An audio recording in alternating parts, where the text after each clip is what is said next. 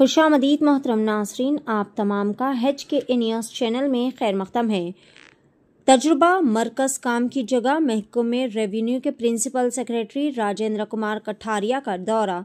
रियासती हुकूमत की जानिब से नए तामीरशुदा अनुभव मान्यता के लिए फंड्स। महकमे के रियासती प्रिंसिपल सेक्रेटरी राजेंद्र कुमार कठारिया ने प्रोजेक्ट का दौरा किया और जारी काम के मियार और पेशरफ्त के मरहले समेत मुख्तलिफ मसाइल का जायजा लिया। बादअज़ां BKDB दफ्तर में अनुभव मनपाप योजना के सिलसिले में पेशरफ्त का जायजा लिया गया। रियासती हुकूमत की जानिब से नया तजुर्बा मरकज़, जिसका मकसद दुनिया के सामने हथियार डालने के फ़लसफ़े को मुतारिफ करवाना है, तामीराती काम शुरू कर दिया गया है। फंड्स की कोई कमी नहीं है। चंद रोज़ कबल मंसूबे की तहयीर की गई थी, तखमीना मंजूर हो चुका है। काम को मुकर्ररा मुद्दत में मुकम्मल करने का ख्याल रखना होगा, हुकाम को आगाह किया गया। बादअज़ां मीडिया के नुमाइंदों से बात करते हुए इन्होंने कहा कि अनुभव मंडप की तामीर का काम पहले ही जारी है। मजमूई तौर पर 63% काम मुकम्मल हो चुका है, जबकि बकिया 37% काम जारी है। काम जल्दी मुकम्मल हो जाएगा।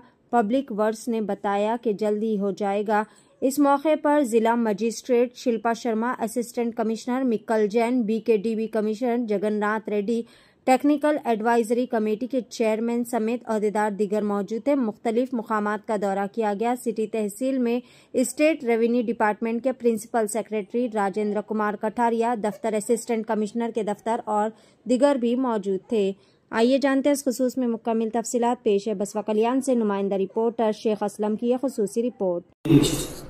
ಇಲ್ಲ, ಬಸವ ಕಲ್ಯಾಣದಲ್ಲಿ ಈಗ ಅನುಭವ ಮಂಟಪ ನಮಗೆಲ್ಲ ಗೊತ್ತಿದೆ. ಕೆಲಸ ಕಾಮಗಾರಿ ಈಗ ಒಂದು ಹಂತಕ್ಕೆ ಬರ್ತಾ ಇದೆ. ಒಂದು 22ರಲ್ಲಿ ನಾವು ಪರ್ಮಿಷನ್ ಕೊಟ್ಟಿದ್ದೀವಿ. ಈಗ ಮೊನ್ನೆ ಸ್ಟೇಟ್ ಕ್ಯಾಬಿನೆಟಲ್ಲಿ ನಾವು ರಿವೈಸ್ ಎಸ್ಟಿಮೇಟ್ ಮಾಡಿ 742 ಕೋಟಿಗೆ ಮತ್ತೆ ಸ್ಯಾಂಕ್ಷನ್ ಕೊಟ್ಟಿದ್ದೀವಿ. ಸೊ ಅದನ್ನು ರಿವ್ಯೂ ಮಾಡಲಿಕ್ಕೆ ಬಂದಿದ್ದೀವಿ. ಇವತ್ತು ಎಲ್ಲ DC ಮತ್ತು ಎಲ್ಲ ಅಧಿಕಾರಿಯಲ್ಲಿ ನಮ್ಮವರು ಇದ್ದರು. ನಾವು ಇವತ್ತು ವಿಸಿಟ್ ಮಾಡಿದ್ದೀವಿ. ಕೆಲಸ ನಡೀತಾ ಇದೆ, ಚೆನ್ನಾಗಿ ಕೆಲಸ ಆಗ್ತಾ ಇದೆ. ಎಂಡ್ ಟೈಮ್ ಆಗಲಿಕ್ಕೆ ಅಂದರೆ ನಾವು ಮುಂದಿನ ವರ್ಷ ಮೇ ಜೂನ್ ಎಂಡ್ವರೆಗೆ ಕಂಪ್ಲೀಟ್ ಮಾಡಬೇಕಂತ ನಮ್ಮ ಆಶೆ. ಬಜೆಟಲ್ಲಿ ನಾವು ಘೋಷಣೆ ಮಾಡಿದ್ವಿ, ಬೇಗ ಮುಗಿಸ್ತೇವೆ. ಅದಕ್ಕೋಸ್ಕರ ಬಂದಿದ್ದೀವಿ. ಅವ್ರಿಗೆ ಏನೇನು ಈಗ ಆರ್ಥಿಕವಾಗಿ ಏನಾದರೂ ಬೇಡಿಕೆ ಇದೆ ಅದು ಕೂಡ ನೋಡಲಿಕ್ಕೆ ಬಂದಿದ್ದೀವಿ.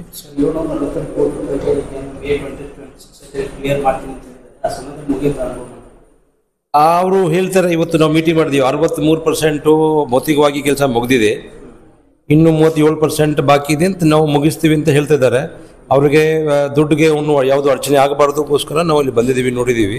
DC ಅಧಿಕಾರ ಕೊಟ್ಟಿದ್ದೀವಿ. ಇಲ್ಲಿ ಲೋಕಲ್ ಲೆವೆಲಲ್ಲಿ ಇನ್ಸ್ಪೆಕ್ಷನ್ ಮಾಡಿ ಎಷ್ಟು ದುಡ್ಡು ಬಿಡುಗಡೆ ಮಾಡಬೇಕು ರಿಕ್ವೆಸ್ಟ್ ಮಾಡಿದ್ರೆ ನಾವು ಸರ್ಕಾರದಿಂದ ದುಡ್ಡು ಬಿಡುಗಡೆ ಮಾಡ್ತೀವಿ ಅಷ್ಟೇ.